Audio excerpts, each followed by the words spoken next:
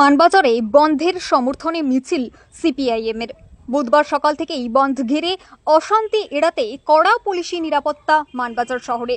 সকাল থেকে রাস্তায় বেসরকারি বাস দেখা না গেলেও সমস্ত রুটের সরকারি বাস চলাচল সচল রয়েছে। মূলত 10টি কেন্দ্রীয় ট্রেড ইউনিয়ন এবং তাদের সহযোগী সংগঠনগুলির যৌথ ফোরাম থেকে আজকের ভারত বন্ধের ডাক দেওয়া হয়েছে। জানা যায়, এই ইউনিয়নগুলি শ্রম আইন সংস্কার, ক্রমবর্ধমান বেসরকারীকরণ এবং গ্রামীণ অঞ্চলে ক্রমবর্ধমান অর্থনৈতিক দুর্দশার বিরুদ্ধে প্রতিবাদ করছে।